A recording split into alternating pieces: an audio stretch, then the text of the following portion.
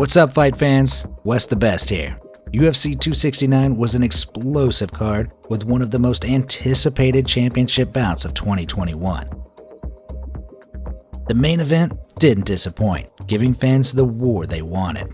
In today's video, we're going to take a deep dive into the finer details of the contest, giving you an eye on the fight with a breakdown of Charles "Du Bronx" Oliveira versus Dustin "the Diamond" Poirier.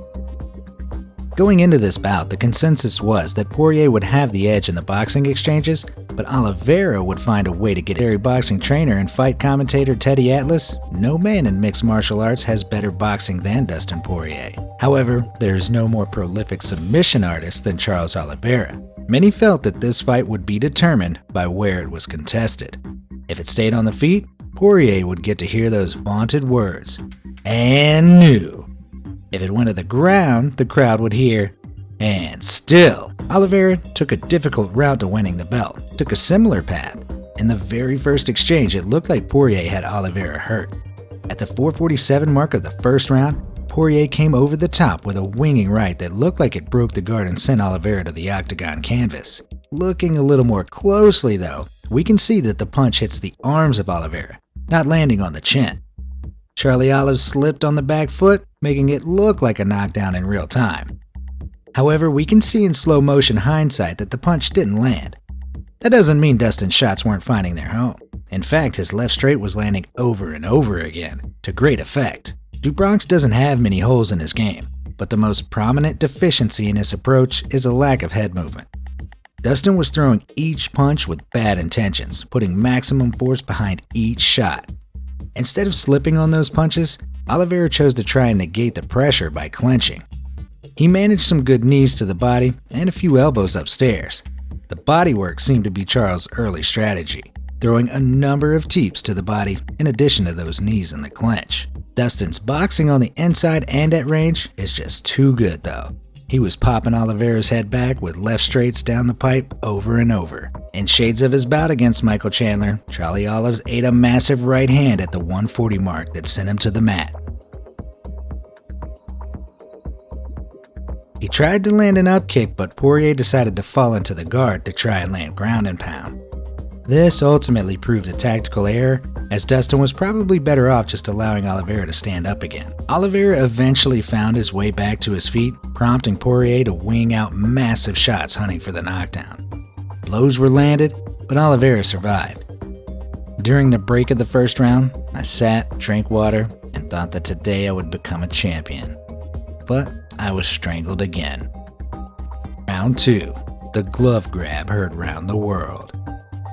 At the close of the first, the momentum was tilted in Poirier's favor.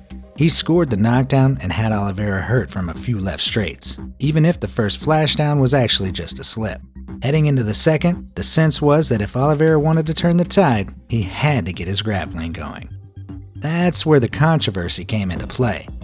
When the second round commenced, Oliveira tried to work an early takedown, pushing Poirier back to the cage. When the double leg got stuffed, Charles switched to the clinch, landing an elbow at the 4:41 mark. Upon closer examination, with an eye on this crucial moment, Oliveira worked in an underhook on the left side. Once he had the body lock, Charles tried to drag Dustin to the ground. Dustin was able to defend using a whizzer, causing Oliveira to slip off and fall to the canvas. At the 4:12 mark, Poirier made another massive tactical error, deciding to chase Oliveira into his guard rather than creating space and separating to stand the fight up.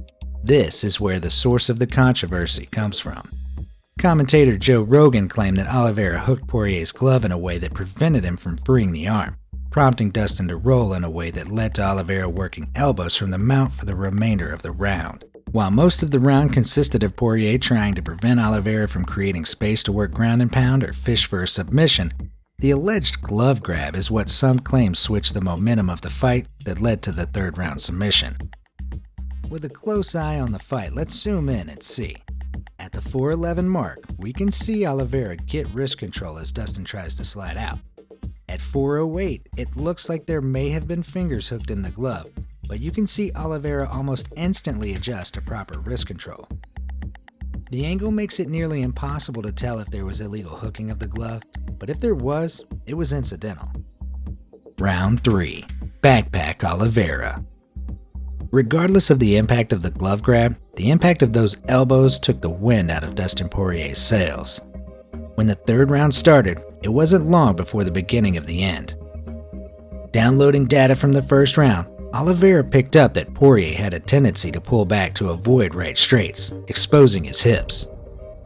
Oliveira has a beautiful double leg, but still hadn't been able to take Poirier down. When you're Charles Oliveira though, you don't need to take it to the ground to get a submission. Less than 15 seconds into round 3, Oliveira sets Dustin up by feinting on a right straight.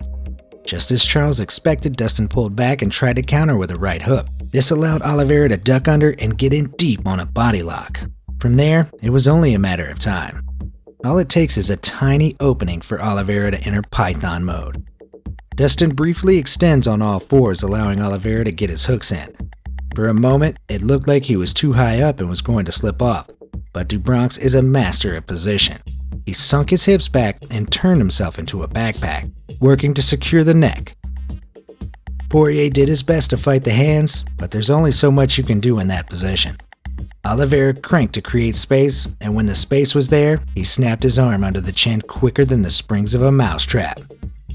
There was nothing left for the Diamond to do but to tap. Ultimately, it was questionable commentary from Joe Rogan that cast unwarranted doubt on Oliveira's victory. Not only did the standing submission come in the next round, Dustin Poirier himself stated in the post-fight presser that he did not feel fingers in his glove. With the benefit of hindsight and slow-motion replay, the alleged glove grab seems insignificant. The poor decision to go into Oliveira's guard and the worst decision to roll out of that omoplata is ultimately what led to the mount that created a dominant round 2 for the champion. What do you guys think though? Was the glove grab significant? Or just another instance of bad commentary from Joe Rogan? Let us know in the comments, and if you enjoyed the video, make sure you like and subscribe for future MMA fight breakdowns. Thanks for watching.